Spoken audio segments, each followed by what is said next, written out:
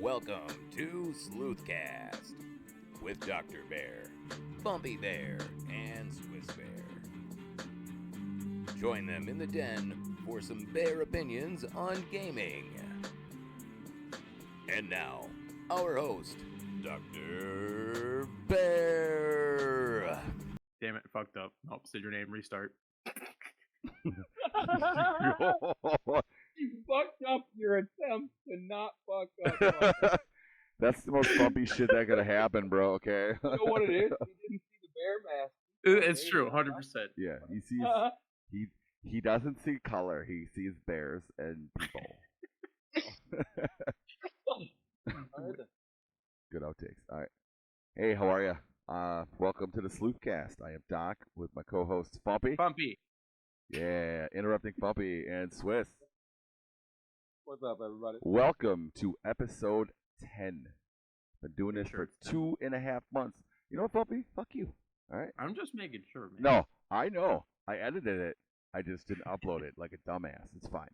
Anyway, so if you're wondering why episode 8 was late, it's because it's Bumpy's fault. Yep. It's fine. It's always my fault. But yeah, Okay. so What we really just wanted to, give you something special here on our 10th episode by revealing why. So that we literally started recording when the video published, by the way. I set it to 7. We're on our journey to this point, and I think a little backstory is cool. I don't know if we should necessarily go super in-depth if we want to keep some secrets to ourselves. But the podcast, I really enjoy making the podcast. So I don't even know what to fucking say to you, man, okay? I mean, the shit you say makes me love you. And I would kiss you on the mouth if it wasn't gay. What do I care? what do I care? when has that ever stopped you? So, podcast, I really enjoy making it. With 10 episodes in, we actually have people listening to it, which is phenomenal to me. Just even one person listening to us ramble on is fantastic. We have people watching it. We've got people subscribing to the YouTube channel. Like, all this is awesome, but if you listen to this and you don't subscribe to the YouTube channel, you should definitely go subscribe to the YouTube channel. That shit is free, man. It helps the algorithm and pushes our dumbass content out to other people who like dumbass content. And that one guy at work that listens to our shit, fuck you. You know who you are. Yeah. Pick my fucking parts, you nerd. Look, all I want to say is that, if you're going to take the time to listen to this podcast, and multiple episodes of this podcast. First thing, thank you. Second, you have problems. Maybe you sniff around over to YouTube. Because I'm willing to bet you know how to work from YouTube. You can find us at SXZBear. Like and subscribe. Right, meow. Do it, meow. Do it now. Do it, meow. Okay. Do it. So, honestly, I wouldn't change a thing about the podcast. The banter we have is fantastic. We got good chemistry. Like, okay. Bumpy's mid, but you wouldn't change a thing about the podcast. Maybe Bumpy. I'll trade him off. I'll trade you off for your daughter. She's funny as shit. Yeah, she's cool. Yeah, my daughter would replace me. we hit 100 people subscribed to the podcast. We'll have our children on the podcast. We'll interview them. One of my nieces. Interviewing kids is hilarious, dude. So much good shit. We get, what was that? 100 subscribers, so we get the custom URL on YouTube. 100 subscribers. We're at like 15 right now. Yeah, 100%. We will do an interview with loved ones, and they'll wear our bear mask. Yep, all kids will wear. Actually, they'll wear my bear skin because I'm a real fucking bear. Okay. There you go. Swiss Bear does not have children of his own. So he's gonna steal a kid. If there's a missing person, don't question it. On the flip side, Mrs. Bear happens to have a sister bear, and said sister bear had sister 3 wives? cubs. No. I like no. But there are cubs within the family that I could totally pull into this. Hey, you know what? That'd be dope, honestly. Make it happen, guys. If you enjoy Or this, share this with other people. Other people might like subs. our nonsense. all right. Hear me out. 100 Hear me out. subs. Swiss Bear shaves his entire fur, and he just acts like a fucking 5-year-old the entire time. All right. I hate you. I think so that would much. be killer, dude. That would be fucking killer. I will do a face reveal at 500 subscribers. What do you mean face reveal? I will rip my fucking bear skin off, bro. Okay. We are fucking bears, goddammit. I will sell my soul to make it big, okay? I ain't fucking. Well, not necessarily my soul. You can't. You're a ginger. A ginger bear. I'm a black He's a bear. black What? Dude, I thought you were a red panda. I don't know. I'm a fucking panda bear. I thought you were my brother. Clearly, I was lied to. Mom lied to us. All other bears are pandas. I can't tell the fucking difference. I don't see other bears Panda for that. They're logic just at its bears. best. Okay. On a serious note here, anybody who thinks koalas are bears are fucking idiots. Get your shit They're together. called drop bears for a reason. They're marsupials. So is your mom. You don't see me talking about that. Hey. Hey! Just kidding. Bumpy's mom is awesome. Never met her. But was- when I do, she'll call me daddy too. It's fine. Bumpy's mom seems Got it pretty going cool. on. She's in my basement and I'm making a song. Well, that's it. Bro, that went fucking south quick. Anyway, so going forward, I think the next segment that we do, we might be doing more of. Not quite sure. We'll figure it out as we go. Depends on the thing. We're actually going to be reviewing Starfield. I played a shit ton of it. Bumpy and Swiss have not. They've watched me play, so we're gonna start talking about it. They'll give input when they have their input, and then I'll give you a rating at the end of what I think, and it won't be a 10 of 10 because there's no 10 of 10 game. Why are you giving spoilers right away? Goddamn. Fine, it's a 10 of 10. Fuck you, okay? Yeah, again, still spoilers. Spoiler alert. 6.9. No, it's okay. Bumpy, you and I got the surprise in this episode. Doc, tell us about the game. First things first, get fucked, nerds. So we're gonna talk Starfield review. I will cover gameplay, story, some of the factions that I've played and encountered, and things like that. The actual freedom you have in the game, the shipbuilding, you can build outposts, and the new game plus. And then I'll give a review at the end. So for gameplay, typical Bethesda gameplay. When you start, they give you like tutorial, like in Fallout. You go, meet your wife, you pick your character, and then you go run into the vault, and then the game starts. Skyrim, you're waking up, you go to get executed, you make your character. Same thing with Starfield. You wake, you're in it. You're going through the tutorial mission. You got to go grab the fucking artifact or whatever it is. But you grab this quest item, right? And then it cutscenes, and then you wake up, and then you select your character. That's when you select all your perks and stuff. The actual gameplay is solid, but the introduction of the perks it needs a little work. They're not exactly clearly explained, and I like the fact you have to do challenges with some of them, like shoot down 15 ships while locked on. There's not a lot of ship combat if that's not your playstyle, and if you want to get a bigger class ship, you need to do those. Like there is a way to cheese it though. In one of the missions, it's like a flight simulator, and you shoot them down in there, and it counts. So you could cheese it, but even then, that's like midway through the game. I mean, with that, you said if it's not your gameplay, like, isn't it kind Good. of like forcing you to go do that stuff so you can explore the game a little more? Yeah and no, because you can skip it. You can fast travel immediately to planets you've never been to. Oh, that's weird. Yeah, No. it saves on jumping and doing all kinds of stuff, but if you want to actually experience it, like when you leap to a system or you grab jump, and I don't know if anybody knows I'm not going to spoil the game's main plot, but you're finding these artifacts to come find out that it's actually like an introduction of a multiverse, and that's how they introduced the New Game Plus.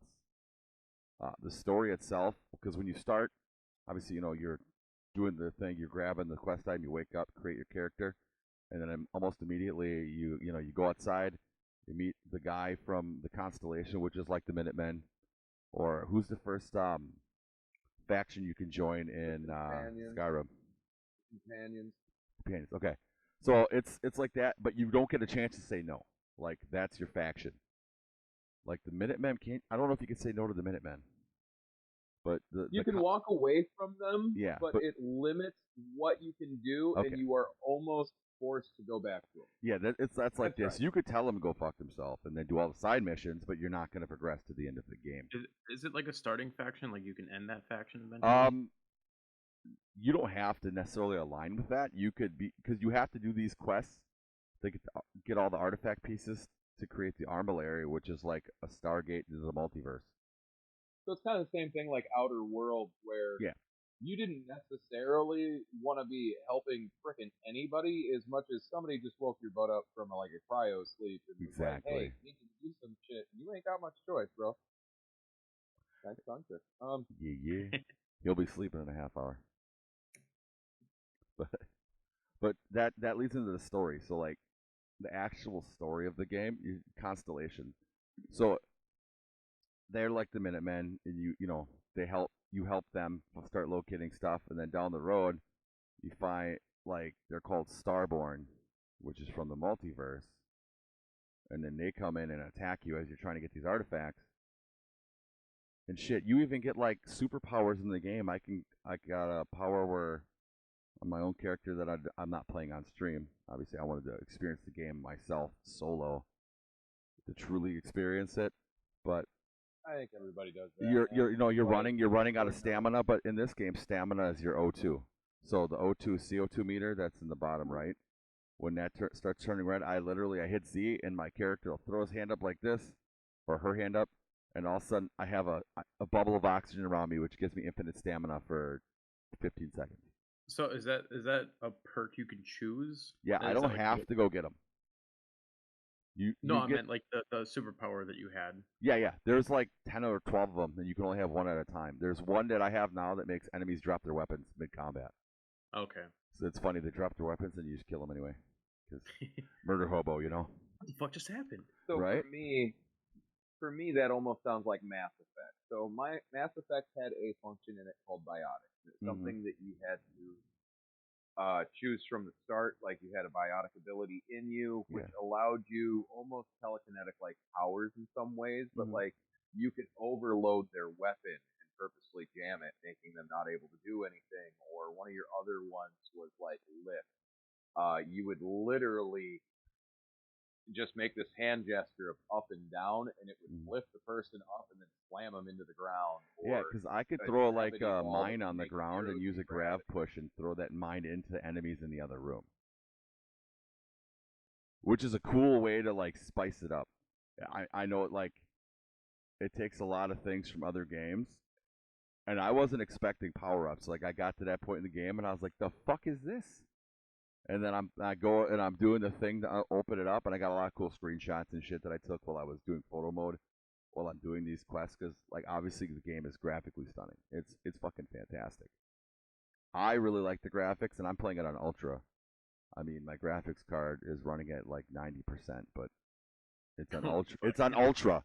So like if I didn't want to run it at 90%, I just back it down a little bit. But ultra, it's like photorealistic. Obviously, that's what everybody wants, right? Right. And then factions, like, you had a question, Phil, but I'm not. They want to cut you off there. I guess the question that I have is from somebody that I think the only Bethesda game I actually played through and enjoyed was Doom. So like, I see this game. Sorry, it's not a. This podcast is not about opinions. All right, he judged the shit out of you right there. You know that, right? I He was like, the shit out of you. I'm just all like, not the original IP. Right. From what I see, from like what Swiss said, Mass Effect. I see. What is the fucking space game that we all played? No Man's Sky. Yeah. No Man's Sky. I see No Man's Sky. I see how that's heavy with the relates. scanner and shit. I see a lot of Fallout and all that stuff. So like, what makes? I mean, obviously it's a Bethesda game. Yep. Yeah, Outer Worlds. So I see a lot of like it's a Bethesda game. It sticks to the roots, and I appreciate it. But like, what makes this from somebody outside perspective that doesn't play Bethesda games? What makes me want to go to that game? Depends on what you like. If you like if you're real creative, like you like Minecraft, you would probably like shipbuilding and outpost building. Because outpost building, you build the outpost, you set up the miners, and you collect all the ore. You sell the ore, and you have a bunch of money. So if you like money, like if I play Tarkov, I really strive at past like the early point of the wipe when you get to like mid wipe to have a lot more money because you can buy more gear and do fun shit with it. It's the same thing. Like I have more money than I know what to do with. I bought a freaking penthouse for like 250,000 credits just because I could. And that's like factions. So I had a faction mission that gave me like 250,000 credits at the end of it. There are like 13 mission chains. You get credits along the way, but like you get free starships. I love it personally, but let's hear what Swiss has to say. Okay, so I hear everything you're saying, and you're wrong. Oh no, there's no wrong. No, like, so it's my problem with No Man's Sky. Okay, I did the thing. Now what? True. Like, what keeps me doing? It's kind of my same issue with GTA franchise. Like, hey, I did all the things. Now what? Why am I still going to play this? See, and this sounds like you were able to rock through it pretty quick, and now I'm over here like, what am I supposed to do with it now? Where's my what? And that's definitely like my gameplay style too. With like Doom and everything, like Doom is very point A, point B, and it tells me what to do. I mean, not tells me what to do, but it like go here and shit like that. So it's very like I don't want to say held my hand, but like gives me directions when like it's open super world story driven. Yeah. Like especially with No Man's Sky, that's something that turns me off very much. Is I don't know what the fuck to do. Like, yeah, sure, you give me objectives in the beginning, how to rebuild my ship and how to, get the fuck out of here and go to the outpost or whatever that's in space and everything. But like, that's another thing with like open worlds or whatever. Open world is extremely difficult to fill with content because it's so damn large. Yeah. I do know that you'll be exploring, like doing a main mission. You'll pick up like a slate. Those are like holotapes or notes in Skyrim. You pick it up and it's like, boom, go here. And you're like, well, what the hell is this? That's how I found the Mantis armor and a free ship as I did that. And then I picked up a snow globe that somebody had and it said, go visit old New York. So I went and visited old New York on Earth. So like that way, this game has a lot of replayability. Even if you go to New Game Plus and you keep playing, let's say you go to New Game Plus, you can run into versions of yourself in the game.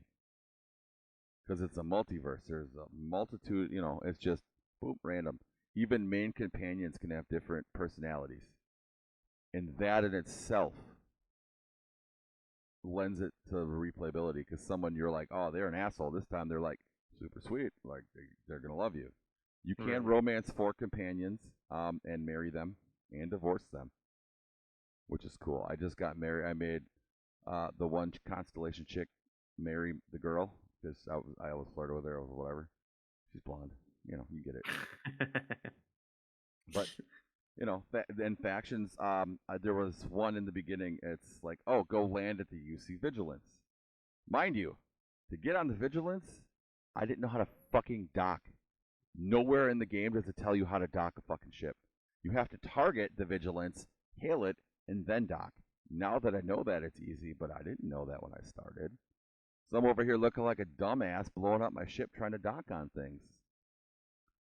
But you can go the entirety of the quest line and be like, oh, I'm going to be solely for, let's say, the Crimson Fleet, which are like the pirates or the raiders.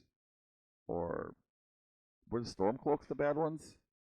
Who was like the raiders in Skyrim? Yeah. Okay. So like you can be like all that to just turn on them at the end, kill everybody, take all their shit, and then go to the good side after you literally killed. I killed a whole fucking lab full of scientists running away from me just to prove that I was part of them, to fucking kill all of them. Vengeance, baby. Okay? That is fun. And that comes to the freedom of the game. Like, you can literally do whatever you want. I've seen clips of people who angered their companions, left them on the ship. They took their ship and left. They left their ass on a planet, which is funny because you can just fast travel, but it's still funny. And shipbuilding is cool as shit. There's so many creative things. I see someone make a Megazord out of ship parts. Somebody made a giant cube that was hollow, and the AI shoots at the center of the ship, and it couldn't get shot down. They just sat there and shot all the space battles. Didn't lose anything. I haven't really messed with it, but I know that as you're working on it, if there's an error, it'll tell you in the flight. You have to flight test it. You click the little thing that says flight test, and if there's errors, it won't let you build it. So you can't build this ship that can't fly, which I think is really cool. Yeah. So there's a level of engineering. Yeah. Cool. And then I think the Zord's really fucking sick. Yeah, dude. There's so many. They have one guy. He made the Oscar like a hot dog fucking ship. Oscar it was like tubular and then things on the side, so he just made it like a hot dog ship. It was cool as hell. I do know that like upgrades and all that is kind of weird. It's not the same because I'm used to Fallout. I played a lot of 76, so like you get the plans, you can upgrade stuff. This, it's more so you just have to have the ability to. And on top of that, like I could literally make it.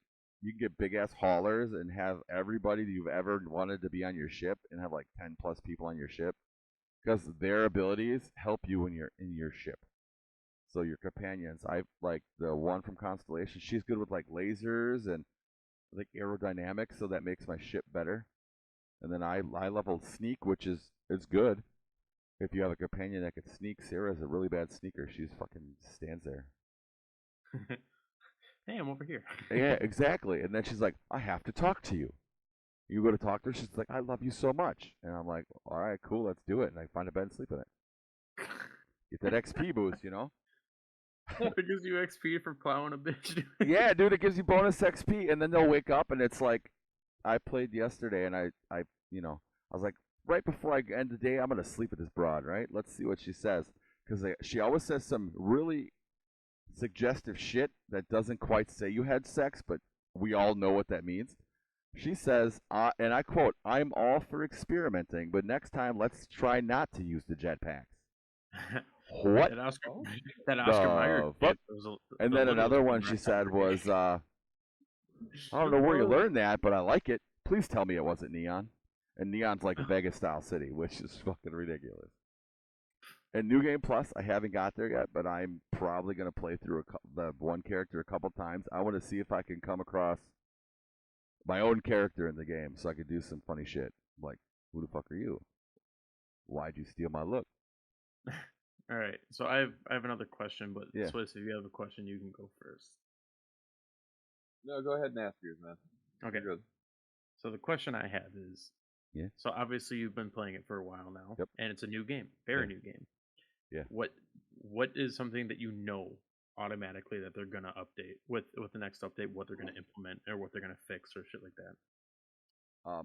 First things is mods. I know mods are guaranteed to be coming. It's a matter of when. But Bethesda actually fixing it, they're probably going to not touch the stuff that the modders already fixed. There's a mod to fix the UI. There's a mod to fix the frame rate in the menu because it goes from 60 FPS to 30 in the ability menu where you pick your perks, and it looks wonky. So somebody did that to literally just change the frame rate, and it's like a small mod. I know they're talking that they're going to support this for years to come. I'm assuming they're going to add stuff because it's so vast. They can add stuff to planets and make quest lines, and you'll be like, I've never been to this planet. If you don't really have a quest, unless you're truly, truly exploring, you're never going to see more than half of the game. There's so much shit to look at. So besides like the people, so are you pretty much saying like Bethesda itself put out a completed game, and it's going to stay completed except for like... I'd say it's completed as much... It's completed enough for an open world. If this was a single player, they would have cut the planets down. But some of these cities have like 4 or 5 different areas that you load into. Like, you got New Atlantis is the first area you land, right? After you get the ship in that, you go to New Atlantis to meet Constellation. You can go into the well, and then you can go into like fucking full-on businesses that later you do missions in to like. You can do business espionage, or you sabotage. I fucking set up a CEO, and then I was helping the CEO figure out who was bad. Then I turned on her because I knew who was bad, and they were going to give me more money. Fair enough. Yeah. In case anybody's ever wondered what Dr. Bear's priorities are. I fuck around, and then oh dude, I had one ship where the captain surrendered. They all stopped. I grabbed the loot, and I started walking out, and I just started killing everybody. Like, you shot at me first, so take this bullet. The gunplay is really, really well done. Like, it feels like a Call of Duty when you're shooting. Really? You're using regular weapons as it should. It's not like weird laser weapons. They have like a laser shotgun, but it doesn't kill. It stuns. So you can like stun them and not have to kill them. So if you're doing like a pacifist run. So it's non-lethal. Yeah. So what's the previous game that Bethesda's released? 76, right? Yeah, that was basically Fallout 4 Online. Okay. To be completely honest with you, yeah. Okay, so let's go back to Fallout 4 then. Foray into an MMO. Yeah, Fallout 4 was the introduction of base building in Fallout, I believe, because I don't think New Vegas had that. Okay. No, New Vegas' whole thing was rebuilding. Vegas. So what jumps did Bethesda make from Fallout 4 to Starfield? Like, what did they implement? I don't want to say their quest lines are a lot more in depth, and you have normally you get a couple options, but if you have certain traits, you can. I literally got to one of the final missions and convinced the two people I was supposed to kill we didn't have to fight, and they went on their way. And they're like, "Fuck it, this dude wins." That type of stuff wasn't necessarily in other games where it's like, "We're just gonna fight." You didn't have this. You get 4 tries to persuade the certain amount of bars, depending on how hard the persuasion is going to be, and how high your skill is. And they each have a level like 1. Some have 3. Some have 5, and they're color coded based on how easy it's going to be to convince the person. But the person's personality traits can also affect that. So I literally took a chance on a +6 and instantly could convince them that we don't want to fight.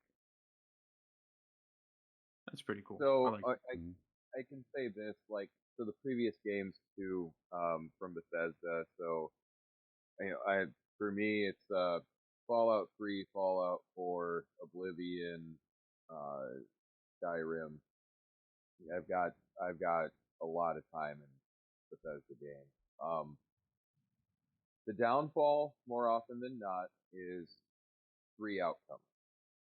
Almost every situation you are ever put in on every mission, from Fallout to whatever, from Bethesda, almost always only has 3 outcomes. The good, the bad, you did somewhere in between where you kind of didn't complete the whole thing, but like you did, it's okay. That's always been the downfall. Like, you can try to play a bad character, but all that means is that, like, you joined the Dark Brotherhood, did that. Like, okay, so you were an assassin, but every one of those assassin missions you went on was either you completely completing it and getting everything for it, you completed it but didn't fulfill all of it, but that's okay, you're still moving forward, or you failed it and now have to figure out how to get back in. Yeah, I definitely feel that, and I know that some of these missions are like that. Obviously, if the blueprint isn't broken, you don't have to fix it. There are some where they say it's optional, but it won't let you progress until you actually do the thing. And I'd say in this one, having a character that's like a pirate affects the one level with the local police and. But for me, what you're explaining is already different than what's been going on. So, like, Oblivion players, Skyrim players. I was one of those for like 3 weeks, dude. It was terrible. But so okay, I'm gonna get. They're not gonna lie. Skyrim wasn't that bad. It's just not for me. But I still hate it. Anyway. But the thing was, on a replay, it was always the same personality. It's always the same dialogue. Yep. It's always I made different choices. The fact that every time I would restart this game and go to replay it, my dialogue may be similar in some missions, but my interaction with the person would be different every time. I mean, when you go to meet the Jarl the first time in Skyrim, it's always I called him Jarl Poopy Dick, by the way. When you meet the Minutemen in Fallout 4, goddamn it's always the same interaction. In Fallout 3, when you first get to Megaton, your interaction with the chief ship. Right? Bumpy doesn't know, but Megaton is literally built around a nuke. There's a nuke in the center of town. Yeah. It didn't explode. Yeah. It's kind of dope. Yeah, it's still alive. I believe there's a mission you can actually blow that up. You get the choice right away. If you have the skill and ability, you can either disarm it or choose to blow it up. Blow it up. You get to watch the explosion, by the way. Yeah. And Bump, if you've never played it, I have gaming stuff, so we can make that happen, dude. Okay. There's a lot of good games Bump hasn't played, but he's got to have the time, dude. You know how. I was gonna say, I'm very I don't want to say sheltered from games, but there's a lot of games I have not played. Oh, for sure. Some classic. If we can get on YouTube, Bump, you down for this on YouTube? If we can get 50 comments of "Do It, Bumpy," you not from the same person. A playthrough. Yeah, not from the same person. So the one nerd that's gonna go put it 50 times. You record a playout of either Fallout 3 or Oblivion. Those aren't bad games either. I would definitely do Oblivion because I think I remember playing a small portion of Oblivion and I did not mind it. Isn't it the prequel to Skyrim? Skyrim, yep. Yeah, so that'd be kind of cool. Yeah. Back to Starfield, because I've had this question for a while. Right. What is the plot like? Okay. What is your goal? So here's the deal. I'm going to give a spoiler warning because this will ruin the game if you have not played it. If you want to play it and you do not want to hear the main plot of the story, skip ahead to this time. I will fucking tell you I love you when it's time, but skip ahead, bro. It's going to fuck your day up otherwise. So now that that's been said, you find out as you're doing the constellation missions, collecting these artifacts, then you find out about the Starborn, and you just realize that those are people that successfully got to the center of the galaxy and triggered the multiverse, and are just trying to collect all of those artifacts, right? And the reason that you're collecting those artifacts to do this is because you're looking to find the multiverse where Earth is not destroyed. Earth was destroyed by the invention of the grav drive, which helps you jump light years between systems. So you're over here abusing the grav drive in the game to find out it destroyed the planet that you lived on. Ooh. Which is fucking crazy. It's I think second to last one, second or third to last mission in the main story. And you're like, holy shit, dude. You're literally in an anti-gravity thing on Earth trying to open it and get the last artifact. And it's bam. And you start getting more information. You find slates, and it's the old Fallout style where you get the slate and it's talking, and then you can pick up another slate and it continues the story because they're kind of strategically placed to help guide you. Which, it's age-old design. It's cookie crumbs. You want them to get where you want them to get. They're doing the mission. You want them to get all the information so they don't just run through, grab the item, and leave and have no clue what the hell happened there. You can't tell. I love the game, by the way, a lot. You finished it, right? No, I did not. I left the last mission. I have to go to the armillary and then warp to the center of the Earth. Jesus Christ. Center of the galaxy to do New Game Plus. I decided I was going to work on some faction missions and kind of explore a little bit before I go to New Game Plus. Because when I do New Game Plus, I want to be a pirate and I'm going to fucking kill everybody. Awesome. So when you first started the game, even though I totally watched it.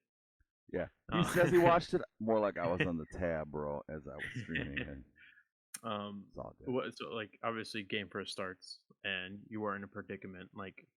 What predicament is that? What? So you start and you're in the mine. like, you're in the mines, man. I'm in the fucking mines. So you got your supervisor Lynn, and then fucking Captain Duke guy. I can't think of his goddamn name. But you're going down the elevator, and there's like, what's the rules, blah blah blah, and it's the tutorial. It's teaching you how about the game. But then you start going to the mine, and they're talking and talking, blah blah blah blah blah. Like, oh, this vein's not giving us anything. Let's move. And then they're like, oh, well, they're about to break through over here. So that is the main sticking point, right? The big machine is grinding up the wall to make a path to get through. As in strip mines, what they do, right? So you're once that breaks through, you go through, and they're like, oh, the gravity anomaly is off the charts. Hey, Dusty, that's the new guy. That's you. Why don't you go fucking check it out, bro? Because we're chicken shits and we don't have the balls to go do it.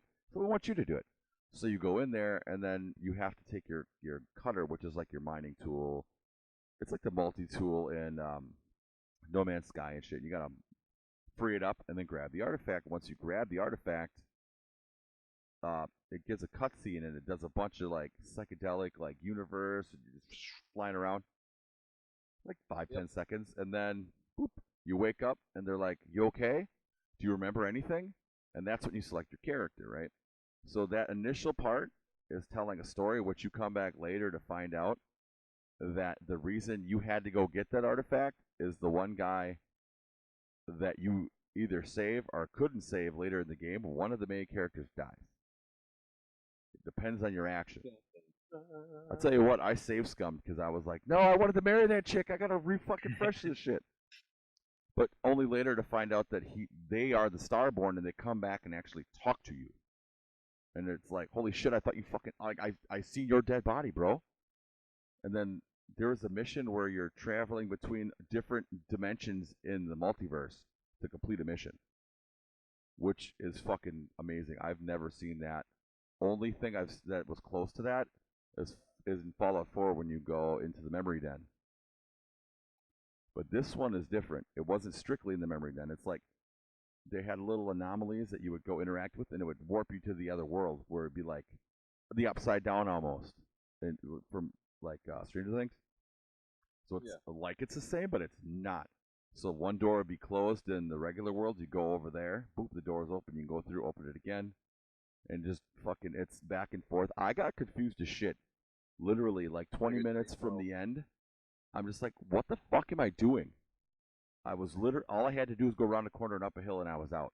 I had to look it up, and I'm like, oh, I'm a fucking idiot. But like, that's the kind of mission I enjoyed the most, is because it makes you think, but it wasn't super difficult. It's just the back and the forth and the back and the forth.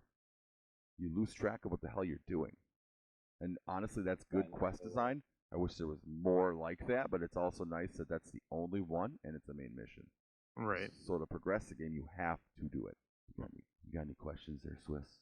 More an opinion than any questions right now. Oh, I'm down. I'll hear it. Trash. I'm just kidding. No, trash. Like I from everything I've seen, and like, you know, I watched the stream. Thomas multiple At least times. Somebody did. Like I said, I noticed multiple times, and you know, called it out. Bumpy and I were both that, you know, right, it looks like this game, it looks like that game. Mm-hmm. This is also one of those situations for me where, like, looks cool. I have no interest in playing. Yeah, it absolutely. It's one of those things where like, it's not your cup of tea, and that's cool, you know. Yeah, and like I don't mean anything bad at all. It looks like an awesome game.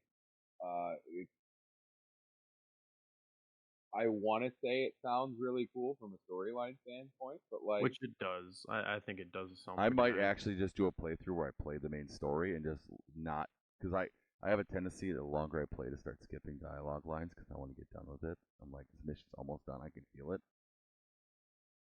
but you know, it doesn't seem like, you know, kind of like that's not my cup of tea. Like, it's not my type of immersion. Mm-hmm. And I guess that, you know, it came up in a different podcast too, where we were talking about some other games, and it's like, then MMO, like, oh, I just don't dig the play style. Yeah. Like, I don't dig the setup. Kind of what, you know, with No Man's Sky, it kind of felt that way too. Like, I don't know. it was, I don't hate the game. I enjoy No Man's Sky for the most part, but like I do get bored with it quickly.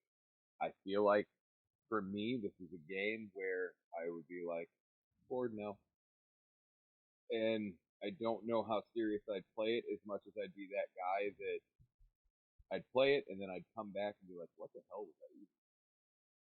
Yeah, that's my thing. I might have absolutely. And sure. I don't know that I would ever get past like mission 7. Right. Yeah, they get pretty involved, and like there's a lot of lore you have to learn as you go. Gotcha. And I enjoy that because I played Dark Souls, Demon Souls, Bloodborne, all that. You learn lore from the game through the items. So finding a slate and having to read it, or read a terminal and like find reading? out. I know, right? I like that shit. That's what adds to the experience. It adds to the immersion. Because if I was, let's say, actually that character, I can't just click on it like, oh, that's what I need and run away. And I have to actually read it. That was like Subnautica for me. I don't care to be in the water nighttime. So a lot of times it was like, oh, waiting for daylight. So I'd go stand on top of it, face the sun where it's gonna come up, and I would legit just bring up the like, okay, what new shit did I come across? Like, oh, I haven't read this one yet. Is it daylight yet? Oh, I haven't read this one yet. Yeah, that's the kind of game though where like you get the new stuff and you have to literally examine it or the numbers don't go away, and I hate all them notifications. That's brutal. So I'm gonna give my overall rating. If you were to have to rate the game, Bumpy, based off of what you know, how would you rate it out of 10? And remember, there's no wrong rating. I don't. If you like it or you don't, it doesn't change my feeling for the game. Okay, so from what I hear was actually implemented in the story mode and how it actually plays, I would probably rate it out of probably like a 6. And like Swiss said, it's like if I can get immersed in it and actually have time to play it and not like go away for a day, come back, and then be like, where the fuck was I? I would probably enjoy it. Yeah. I think that's where I benefited, is because I literally, once I did the Game Pass and I downloaded it, I've been playing it nonstop. Right. I think it's a fantastic game. I really enjoy it. So yeah, for me not playing it, just watching it and hearing about it, I rate it a 6. All definitely right. Definitely can be able to change that. Yeah. Swiss, what would you rate it off of your knowledge you have of the game? For me, this is a solid 7, and most of that comes from, like, we were talking about, oh, it's like this, oh, it's like that. The playability. The fact that interface comes up and like, oh, is this what I think it is. Okay, sold, don't need shit now. Like, just how quick and natural that seems like it can become. This game, even if it may not be, kind of like I'm saying, your cup of tea, I bet it at least gets you to keep playing it for a while, simply because it is comfortable to play. Yeah, and the looting goes back to the Fallout 4 style, where you hover over the body, and it'll tell you what's in them. Skyrim, I was not a fan of actually having to, like, search it. Click on everybody? Yeah, because that really extends the time you have to play the game. So for me, I've played about 40 plus on the one character. Honestly, it is a fresh take on the traditional gameplay Bethesda is known for. Obviously, they have bugs. Some of them are frustrating. I've had to play one of the NPCs float up through the ceiling. I couldn't get to him, and then I reloaded, and I seen him start, so I had to run towards them, and then they would stop. Stupid little shit where they don't realize that they're not on the ground, or they are on the ground, and then they fucking change their vector, and then they go up or down. That's a pain in the ass. That's also like classic Bethesda. Yeah. Honestly, the thing is it doesn't realize that the player is where they're supposed to be, and it doesn't realize that the NPC is where they're supposed to be because you're constantly loading and jumping around. There's no fail-safe in their code to determine exactly where the fuck you are in relation to the NPCs and where the NPCs need to be. Honestly, it's a code thing. And it's probably I don't know how to fix it, but it's got to be a code thing. It's the only reason a static NPC that doesn't fly would float through a ceiling. I've actually killed guys and they blew up and they went half into the ceiling, and I thought it was hilarious. Little glitches like that are cool, but when it's NPCs, it sucks. Mechanics like docking the ship, never explained. It would be really cool if they had a thing that explained it, like a little holotape. They don't have that. Some of the skills and abilities they don't explain, and if you didn't look, you'd be like, "Oh, I got that skill, cool." If you didn't look to see like pistols, the first one is like 50 pistol kills, and then you can upgrade it to the next one to get more damage. But in order to go to the next level, you still have to do the next challenge, which is like 100 kills or whatever it is. But honestly, even with that not being explained, the more I played, the more I understood, the more I learned. Overall, I think it's a very, very good game. A lot of replayability because you got the new game plus. So for that, I'm going to give it like a 7.8. And that's solely for a Bethesda game. This is extremely polished. The story is really well done. The factions are well done. The gunplay is great, and the graphics are good. So that really carries the game. Like, a lot of people are pissed about the glitches. It's Bethesda, guys. Yeah. But, so, like, honestly, would I rate it higher if there were less bugs? Of course. But it's a Bethesda game, and it's literally just launched. So, right. What is this, week 2, right? Yeah, I think second or third week. I've literally played the game to the point where if there's a bug that happens, I will quick save, quit the game out, reload, and then go to the quick save right before that, load it, and the bug is fixed. It's a lot of fucking around, but if you're on PC, it's not slow. Like, console might be a little slower because, load times. But I think it's fantastic. I double-clicked the Starfield, and it's open in like 10 seconds. And I'm into my character. Like, the load times are extremely fast for the vastness of this game. I mean, shit. When did it release? The beginning of September, right? Yeah, like 2 weeks ago. Fucking so by the time this drops, it'll be a month. September 5th. Come September 5th, they posted on. Yeah, September 5th. The early release was on the 1st. Well, they have a fucking million plus players on Steam and a million plus players on Xbox. Like, fucking first week, that's pretty fucking impressive. Yeah, and honestly, like, there's bugs, but there's bugs in every game. This is just prevalent because we're constantly jumping around, and like I said, it's just the AI recognizing where the hell you are, and it doesn't pick it up fast enough. Because when I went into the lodges, the main area, and one of the characters was going through the ceiling, I ran over, and they stopped. Dead in their tracks where they were because they didn't know where the hell I was. I wasn't close enough in proximity to trigger them to be like, oh, this motherfucker's here. We need to talk to them. The ratings are fucking insane. Holy shit. Are they actually good? Mostly positive? Literally, like, everybody who rated it, like, out of 10 or out of 5 or some shit, there's nothing less. Like, 4 out of 4, 5 out of 5, 10 out of 10. The lowest I wouldn't one give is it a 10 out of 10 9.7. only because there are some really bad bugs that are a pain in the ass. If they had explained a couple more mechanics in like a short tutorial, clever way, it would have been higher. Having to play 10, 15 hours before you realize that a certain mechanic works a certain way is a pain in the ass. Instant classic. It's a masterpiece. A cinematic masterwork. It is very good, yes. Thank you very much. I did 2 full playthroughs of Subnautica before I realized you could make a compass. I'm not gonna lie. That's fucking pretty accurate, dude. What the fuck did you drop on your stream? Did you just like, yeah, we're gonna end it here? Base building tool? Yeah, you dropped that. Did you drop it in the middle of nowhere? Yeah. The habitat builder just floats to the bottom like, Daddy, come get me. Nothing floats to the bottom. It sinks, bro. And I have no idea where it went. Dude, for sure. So these bears rate Skyrim. It's a 6, a 7, and basically an 8. So 7 out of 10. You said Skyrim. Starfield. You just rated Skyrim. I thought Skyrim was a 2. I would give it a 6. Like, I played it.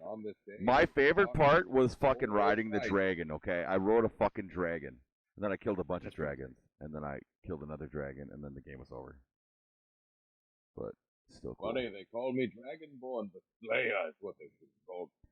Bro, I was hitting on the cats in there because I was Khajiit, so I was like, hey, baby, how you doing? I was like, that's my kitty cat now. Back up, homeboy. It was fun. But yeah. Want to tangle tails later?